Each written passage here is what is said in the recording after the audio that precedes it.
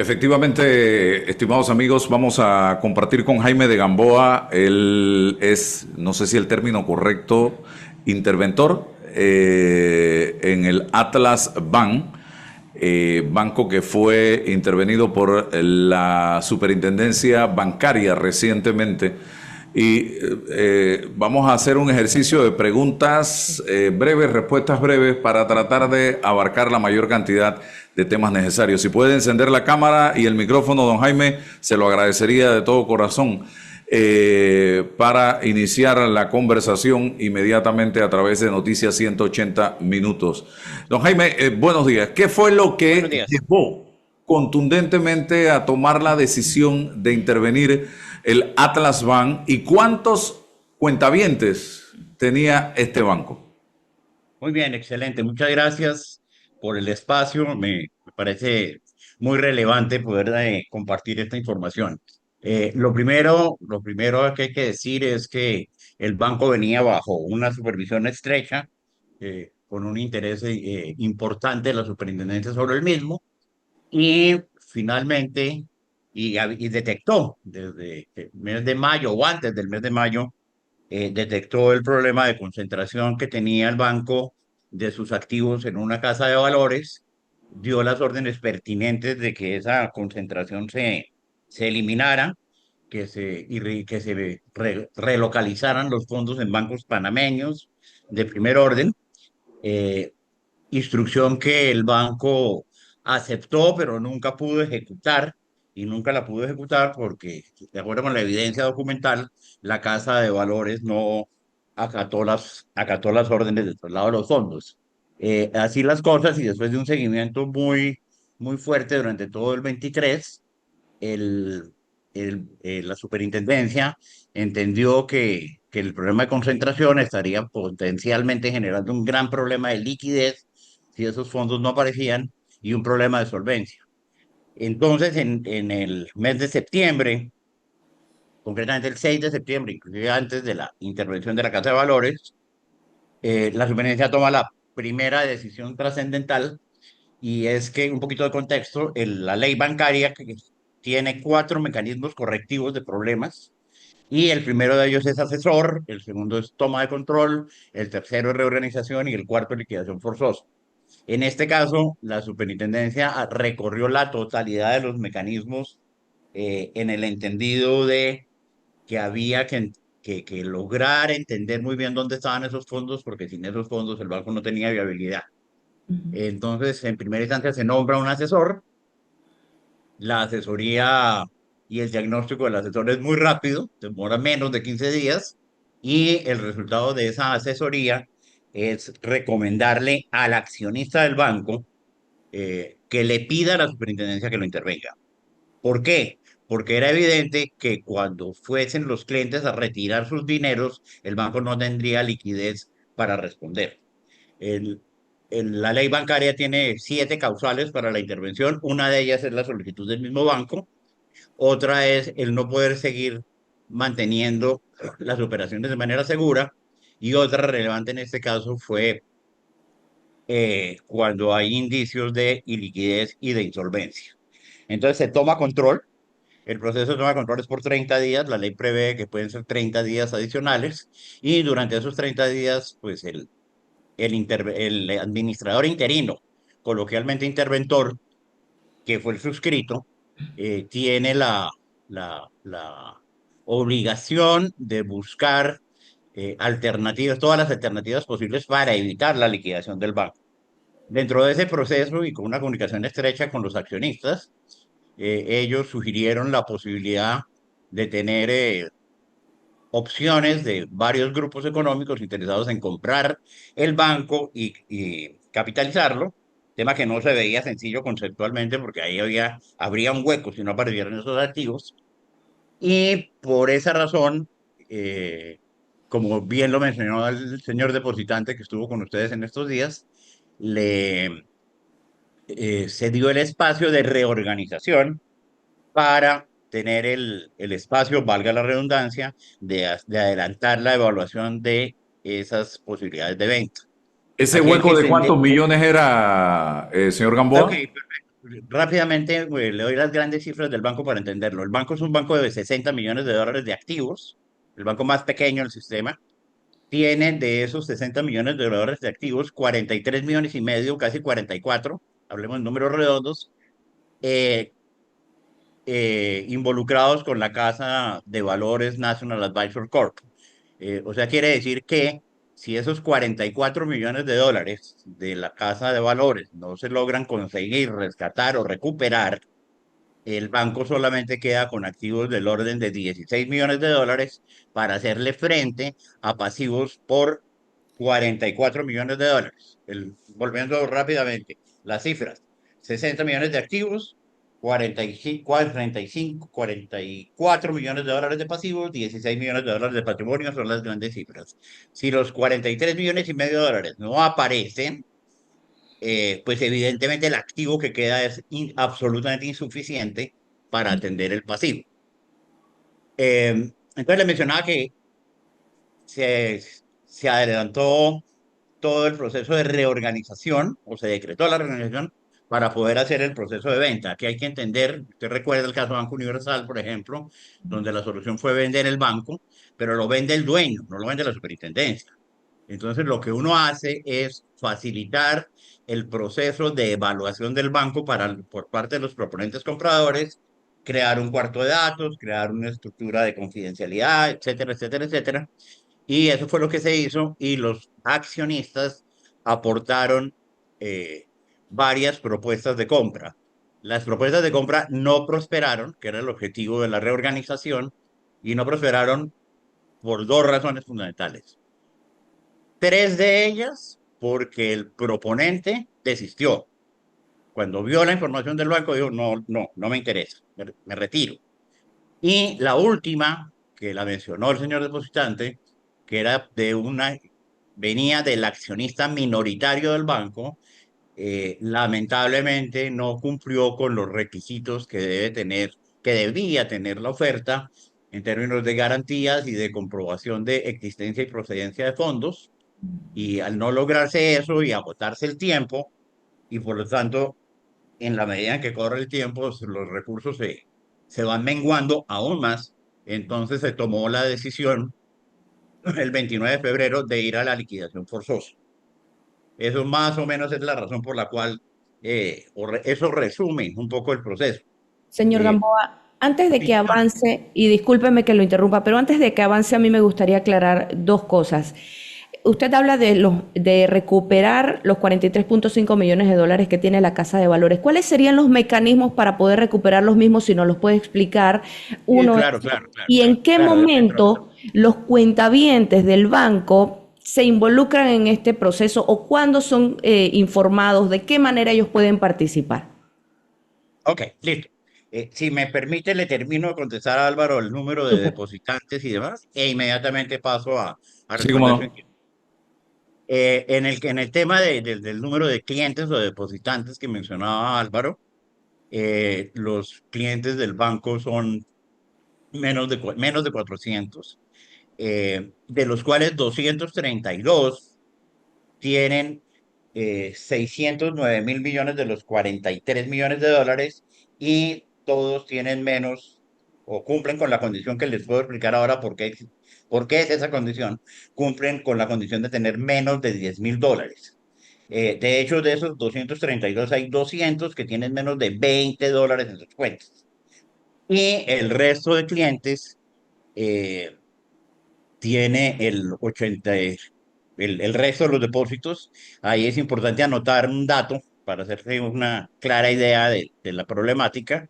10 depositantes. Estamos hablando de 400 clientes. 10 de esos 400 clientes mantienen depósitos por 33 millones de dólares de 45. Quiere decir que 10 personas tienen algo similar al 80% de los depósitos.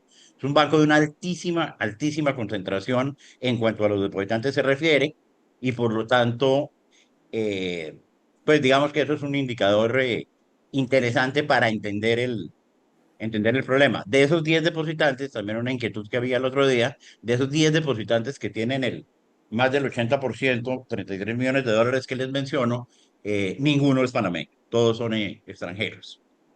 Mm, Pasando a la otra pregunta, pues obviamente el, esto es un gran problema si no se logran recuperar los fondos de la Casa de Valores. Es un problema importante si se recuperan, porque de todas maneras hay un trauma para todos los depositantes y la situación no deja de ser lamentable.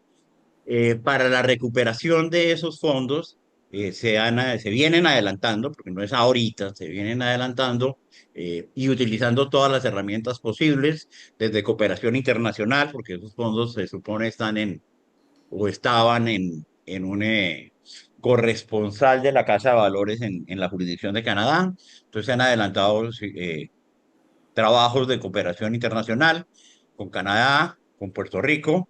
Hay una serie de acciones penales en curso, interpuestas tanto por la misma Casa de Valores como por los accionistas originales de Atlas Bank, y hay dos investigaciones en este momento en curso. Vienen otros procesos de carácter judicial también en curso. Hay un informe de inteligencia, lo que coloquialmente se llama una auditoría forense. Hay un informe de inteligencia de la trazabilidad de los recursos, quién los trajo, por qué la Casa de Valores operaba de esa manera con el banco, y todos esos elementos concurren para buscar para buscar la recuperación. No es un tema trivial. Yo nunca, yo tengo 40 años de banca, 25 años, los últimos 25 años en temas de crisis. Vine a Panamá hace 20 años justamente a reflotar un banco y me quedé, gracias a Dios, este país es una maravilla. Sin embargo, eh, siendo el banco más chiquito del sistema, por lejos este es el problema más grande del sistema y es un problema de altísima complejidad. Sí, señor Gamboa, aquí me están escribiendo algunas personas una Sí, pregunta sí. en YouTube. Me dice, ¿cuántos socios han rendido cuentas ante el Ministerio Público en este momento? Primera pregunta. Segunda pregunta, ¿dónde está el dinero? Si ustedes tienen conocimiento, ¿dónde está el dinero? ¿Por qué liquidar si no hay dinero? Respuesta. Respuestas, son tres preguntas. Sí. Lo primero, las investigaciones que está adelantando el Ministerio Público, como es de común conocimiento, son reservadas. Entonces yo no conozco la respuesta a esa pregunta. Eh, pero sí sé que los procesos están activos y se están moviendo porque los fiscales han sido activos, tanto ante la superintendencia como ante el banco, solicitando y recabando información. Eh, ¿Dónde están los fondos?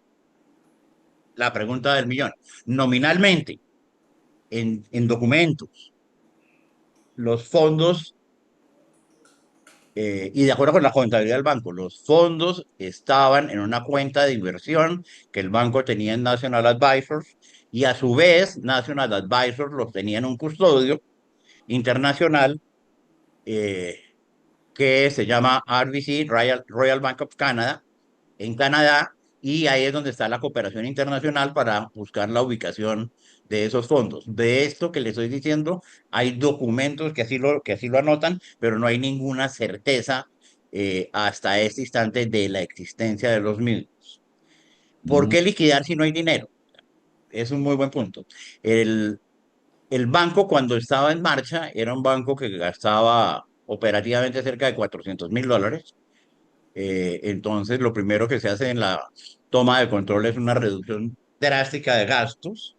Eh, Hay dinero, no el suficiente, si no aparecen los de la Casa de Valores, pero sí hay dinero, sí hay activos. Le mencionaba yo $60 millones de activos del banco, 43,5 millones de ellos en la Casa de Valores, el resto existen, puedo dar fe de que existen, activos fijos, mobiliario, inmuebles, equipo rodante, depósitos en bancos que están constatados. Estamos con el Banco Nacional de Panamá terminando la repatriación de los fondos. Ayer fue un día muy importante en esa gestión porque había unos fondos que no estaba siendo trivial repatriarlos. Y eh, lo mínimo que hay que hacer es reducir el gasto al máximo para poder potenciar al máximo la recuperación. Entonces, una liquidación es un proceso. Eso es público, está en la ley bancaria. Lo primero que hace el liquidador es un informe que lo tiene que hacer no antes de 30 días ni después de 60. Para efectos prácticos nuestros, eso va a ocurrir el 11 de abril, es el término de ley, y en ese informe se reconocen todos los pasivos y todos los activos del banco. Ahí van a salir el detalle de las cifras que le estoy indicando. En la Sí, medida en que los activos se conviertan en efectivo, se empieza el proceso de pagos. El proceso de pagos tiene dos vertientes. Una es la obligación, y eso ya lo hicimos, hoy es el día final, la obligación de pagar todos los depósitos con saldo y por cuenta inferiores a $10,000. La totalidad de los mismos, es lo que dice la ley. ¿Por qué la ley dice eso? Porque en el 2004, perdón, 2008, cuando se reformó la ley bancaria y se nació el decreto 52, al no tener Panamá un sistema seguro de depósitos como otras jurisdicciones, lo que se hizo fue proteger los depósitos menores, lo que se llama coloquialmente los depósitos inocentes, en el entendido que esos depositantes inocentes, pues colocan su plata porque es un banco, los depositantes mayores seguramente han tenido oportunidad o tienen condiciones culturales y profesionales para hacer un análisis de riesgo más profundo de dónde están poniendo su plata. Por eso se protege a los menores. De ahí sale la distorsión que mencionaba el depositante, que tiene toda la razón. Es absolutamente difícil de entender que al de $10,000 le den 10,000 y que el que tiene 40,000 le vayan a tocar 4,000 o 5,000. Pero esa recuperación parcial hay que entenderla. Se mencionaba que lo que se quería era buscar la plata, pues justamente la plata se está buscando. La recuperación parcial de ese orden que se mencionó en esa entrevista es la que se refiere a los activos que ya tenemos en la mano. Obviamente, si es exitoso el proceso de recuperación de los activos importantes, que son los famosos $43,5 millones, pues perfecto, el problema se soluciona. Si no, el escenario sería ese. Pero nadie ha colgado los guantes, como se dice popularmente, en el sentido de ir a buscar la plata. Por el sí, contrario. señor de Gamboa, o sea, ¿y por qué no esperamos recuperar todo el dinero para empezar el proceso de liquidación? Uno. Segunda pregunta que le haría, porque tengo un montón de preguntas aquí anotadas. ¿Por qué se permitió que se concentrara tanto dinero en una sola casa de valores y no se supervisó esto para evitar que sucediera algo como lo que sucedió? Tercero, ¿dónde está el señor que mencionó en la entrevista, creo que lo noté por aquí, Andy Russell? ¿Él ha declarado, él ha dicho algo? Muy bien. Entonces, otra vez trato de tomar las preguntas en su orden. Mm, la primera, me corrige si me equivoco, es ¿por qué no esperar a la recuperación para entrar a la liquidación? Eh, yo creo, y ha sido mi experiencia de estos 25 años de gestar crisis, eh, yo creo que mientras más rápido se empiece a recibir el dinero, eso es lo que prefiere el depositante, así sea de a poquitos, pero que empiece a recibirlo. Eso por un lado. Por el otro lado, estos son como productos perecederos. Los tomates que usted no vendió hoy, difícilmente los va a poder vender en 2 semanas. Entonces, el activo de los bancos que no están en operación y que no generan ingresos por no estar en operación, tiende a deteriorarse el activo líquido por los gastos inherentes a al mismo proceso de mantener abierto el banco. Aquí, como le mencionaba, se hizo una reducción muy drástica. Se pasó de 400 a $500,000, que era el gasto mensual promedio, según consta en los informes de la superintendencia, que son públicos, a un esquema de tener $50,000 o $60,000, y por unas rigideces que hay en el tema tecnológico, pero bueno, eso no viene el caso. Entonces, la razón de empezar a liquidar rápidamente es esa. Y obviamente la recuperación se puede hacer en etapa de liquidación, no hay ningún inconveniente. Justamente una de las obligaciones del liquidador es conseguir y hacer líquidos los activos en la mayor cantidad y a la mayor brevedad posible. Con eso espero haberle contestado a la primera pregunta. La segunda pregunta creo que tenía que ver con el señor Russell. El señor Russell es- estaba en Panamá cuando todo ese problema, era el presidente y representante legal del banco, condición que pierde con la toma de control y se regresa, o se repatria a los Estados Unidos. Yo mantuve contacto estrecho con él en todo el proceso de, de generación de propuestas o de manifestaciones de interés de grupos económicos, incluido la de él. Él me explicó que iba a vender su compañía en Estados Unidos, que etcétera, etcétera, etcétera, etcétera, etcétera. Pero eso es lo que ya le contesté hace un rato que no prosperó. Con él, la última comunicación que tengo es del 29 de febrero y no he vuelto a tener contacto.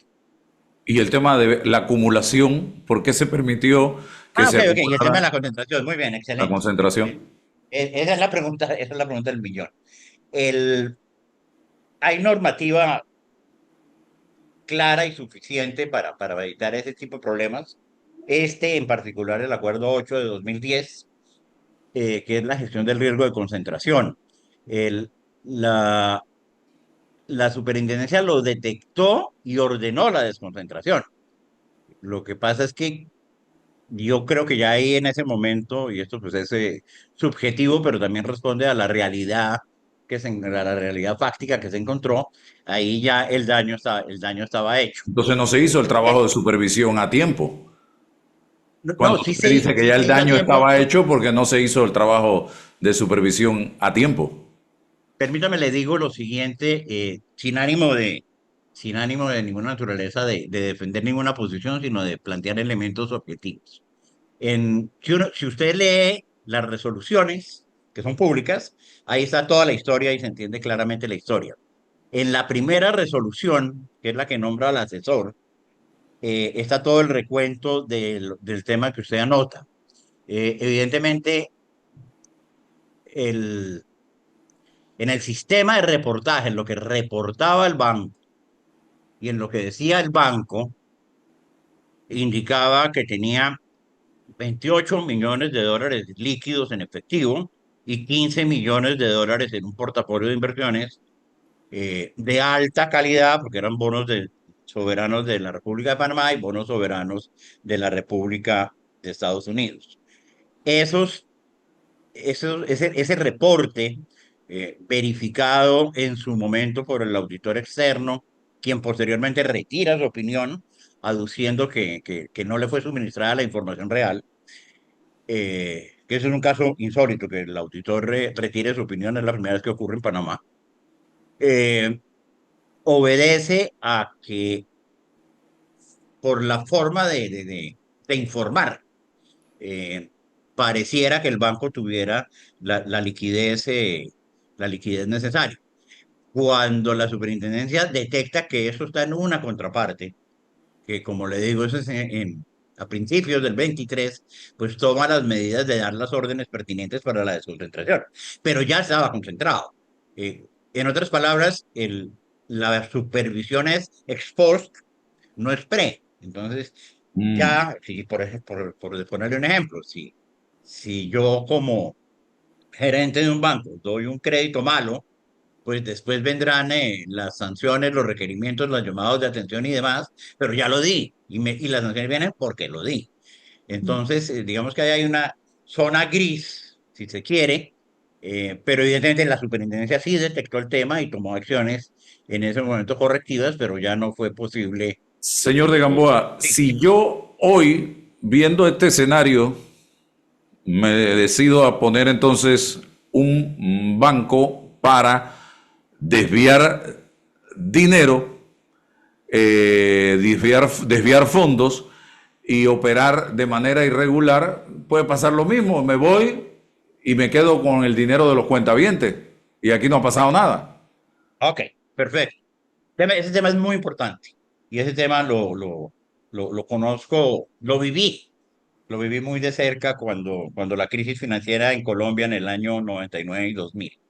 Eso que usted dice es perfectamente posible si aquí no pasa nada. exactamente, que es lo que se conoce como el riesgo moral. La legislación, la ley bancaria tiene mecanismos para que esto no quede como que no pasó nada. Concretamente, artículos 108, 109 y 110, más pues todo lo que la legislación penal pueda haber pueda tener en ese sentido. Pero en términos bancarios, la superintendencia tiene las herramientas para adelantar un proceso administrativo de sanción e inhabilitación y demás para que se dé el mensaje alto y claro de que esto no puede ocurrir de manera impune. Ahora, también hay que ser sinceros, no solamente en Panamá, en todas las jurisdicciones, eh, acabo yo de terminar un proceso en Colombia, en todas las jurisdicciones, cada vez que ocurre algo, porque algo falló, pues hay una oportunidad y una obligación de desarrollar regulación, mecanismos o herramientas para mejorar ese, Pero señor ese. Gamboa, para el depurar. presidente accionista del banco ni siquiera está en Panamá, se fue para Estados Unidos. ¿Y qué le puede pasar a ese señor que debe estar allá en Estados Unidos tranquilo de la vida aquí en Panamá? Bueno, hay mecanismos, Rolando de León lo dijo en la anterior entrevista, es cierto, está fuera de Panamá, eh, no hay, en ese momento pues no había mecanismos para retenerlo, pero sí hay mecanismos para llamarlo a responder. Obviamente, pues es perfectamente claro que, que la situación es lejos de ser la situación real y eso también trae una enseñanza importante y es que las entidades que no corresponden a un grupo bancario y que son de capital extranjero tienen que tener un interés de supervisión más alto. Esa es una de las enseñanzas que hay que sacar de aquí y, a fin de evitar que esto vuelva a ocurrir. Señ- El, sí, señora. Sí, señor de Gamboa, yo me quedo con una interrogante. ¿En qué momento el cuentaviente se incorpora a todo este trámite? ¿En qué momento se reúnen? Y se lo pregunto justamente porque quizás hay muchas personas que tienen cuentas bancarias en otros bancos y para identificar que esto está ocurriendo en la entidad bancaria donde tú tienes tus depósitos, ¿cómo se hace y en qué momento ocurre? Ok, muy bien. Nuevamente hay que volver a segmentar los depositantes en dos. Los menores de 10.000 y los mayores de 10.000. Los Ya. menores de 10.000, cuya obligación es pagarles en los siguientes 15 días, eh, fueron ya 100% contactados por el banco. Hay un nivel de respuesta relativamente bajo, lo cual es sorprendente. De los 232 han contestado 83 a quienes ya se les ha pagado y se mantiene pues el seguimiento a la ubicación de sus clientes. Obviamente, como le dije, hay 200 que tienen menos de $20, pues seguramente no van a tener ningún interés en comparecer ni en desgastarse. El resto de los depositantes, y yo he tenido, eso también es curioso, no es importante, es curioso.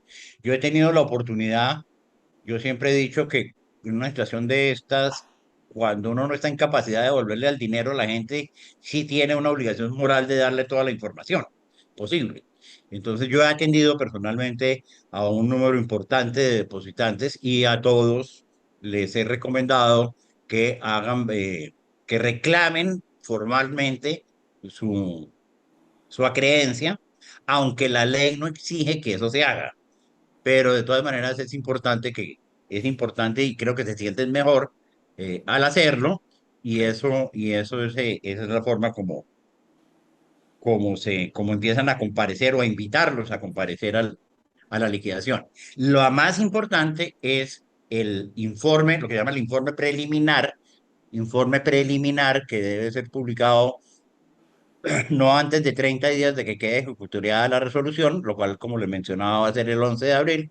Y en ese informe que se hace público, se publica en un diario de circulación nacional, en la página web de la superintendencia, en la página web del banco, están listados todos los acreedores con su categoría de prelación que le da la ley y están listados todos los activos del banco y esa es la forma, digamos, oficial de convocar a los depositantes.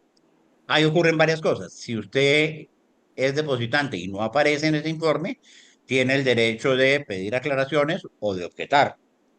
Si las aclaraciones o la resolución de su objeción no le son satisfactorias, tiene el derecho de impugnarlo ante la Corte Suprema. Y ahí se genera, pues, digamos, una dinámica para resolver eso. Pero eso es lo que técnicamente se llama como conformar la masa de liquidación y las deudas de la masa.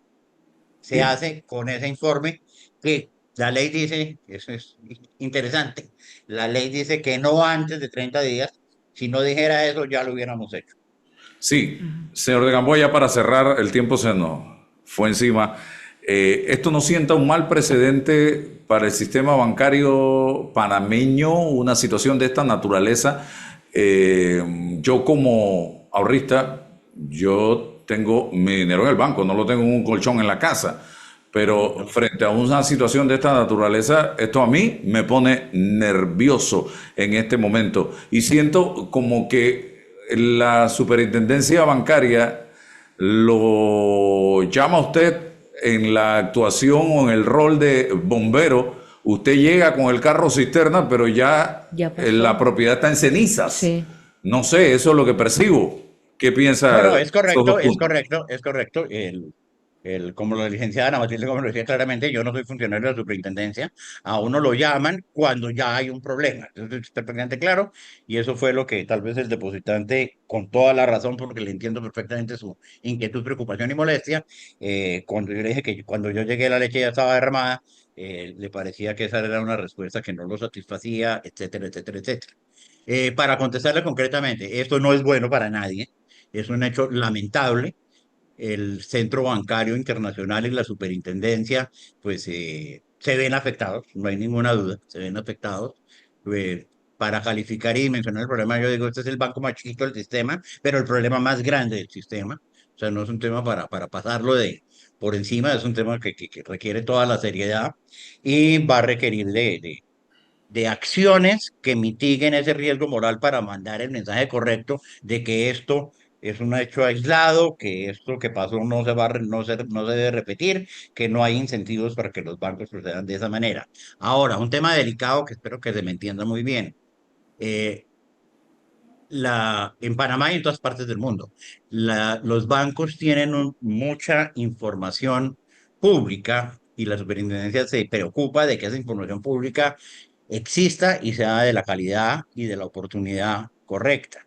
Esa información pública fundamentalmente son estados financieros auditados, el mismo informe del auditor que dice que son razonables o no, estados financieros mensuales que se publican en la página web de la superintendencia, banco por banco, calificación de riesgo, donde de manera pública usted se puede informar de las características del banco y del nivel de riesgo que un tercero independiente profesional, que es una calificadora de riesgo, le asigna a esa entidad.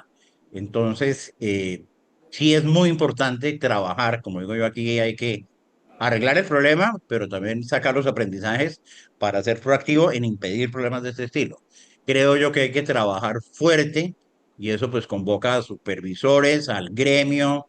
De alguna manera, los medios de comunicación pueden ser unos facilitadores importantes en fortalecer los mecanismos de educación financiera para que se entienda ese mensaje de que toda esa información existe, yo la puedo ver y puedo tomar una decisión educada de dónde pongo mis fondos.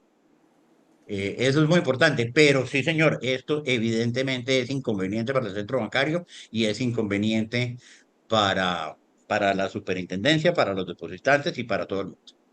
Gracias, señor Jaime de Gamboa, por